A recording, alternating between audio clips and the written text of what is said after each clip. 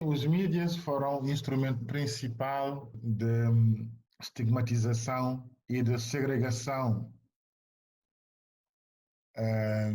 segregação no olhar, não é? E segregação na prática administrativa das comunidades racializadas. Os mídias fizeram isso de duas formas. A primeira forma é criar uma narrativa de perigosidade de determinados espaços e corpos. Durante algum tempo, os mídias foram basicamente o megafone de uma ideia de que da instrumentalização do sentimento de segurança ou insegurança, consoante de onde se fala e de onde está na sociedade portuguesa. E então eles inventaram e conseguiram consolidar uma ideia de que há territórios perigosos e que são habitados por corpos perigosos.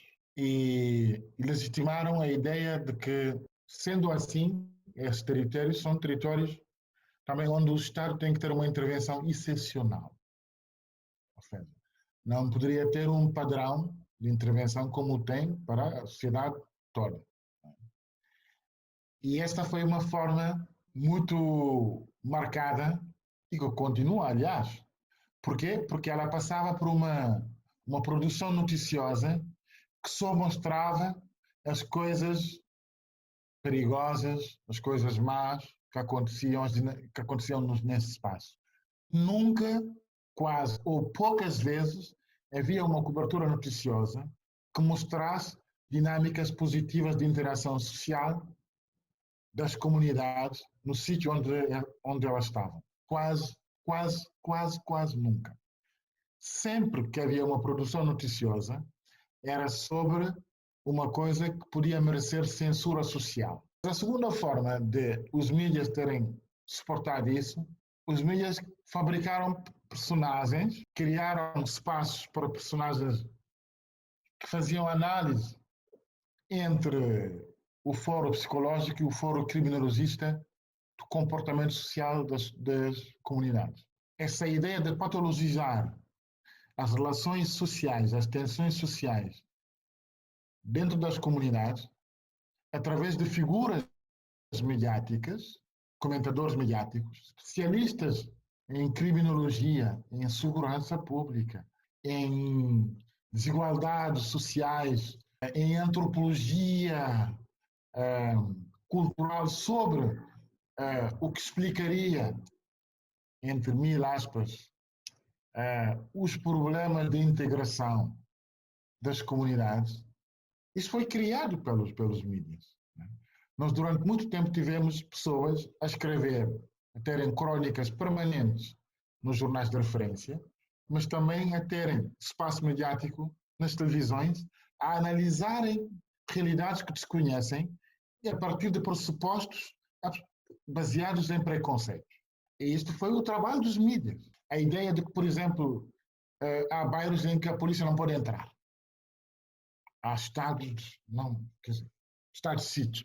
A ideia de que há espaços que são perigosos, que são intransitáveis a determinadas alturas do dia, porque são frequentados por determinadas pessoas, determinadas culturas ou determinadas cores da pele. A ideia de que uma parte importante da primeira e segunda geração de imigrantes é diferente dos seus pais porque não gostam de trabalhar, ao contrário dos seus pais. Né? Todas essas narrativas foram construídas pela comunicação social e depois tiveram eco na disputa política. Né? Eu ainda me lembro, finais de 90, de ouvir um dirigente que felizmente desapareceu do espaço político, felizmente, para nós, foi o dirigente do CDS-PP, o Manuel Monteiro. Finais de 90, houve, como vocês se lembram, houve um surto de tuberculose em Portugal. Foi muito agudo aquele surto. Entre 97 e 99, assim, um surto muito forte de tuberculose. E ele teve a lata de dizer, na altura, que o surto de doenças infecto-contagiosas se deve à presença de imigrantes africanos. A própria imprensa inventou, alinhou em inventonas, posso citar duas, por exemplo, o caso daquela atriz Lídia Franco, na Cril, que disse que foi assaltada por um bando de jovens negros. Aquilo fez a manchete de todos os jornais e abriu todos os canais de televisão. E quando se veio verificar, ela não tinha sido assaltada por ninguém. Mas essa narrativa durou uma semana a abrir telejornais e jornais, e capas de jornais. E houve ainda o Arrastão, que não existiu. E há vários outros casos assim, em que a imprensa desempenha o papel da construção de uma narrativa de perigosidade de determinados espaços e corpos, e depois convoca e fabrica figuras mediáticas para propagarem essa narrativa constantemente. E dessa forma consegue exercer uma pressão muito forte sobre o espaço político e o debate político, que por sua vez absorve essa narrativa, essa discussão, e começam a discutir isso como se fosse uma realidade.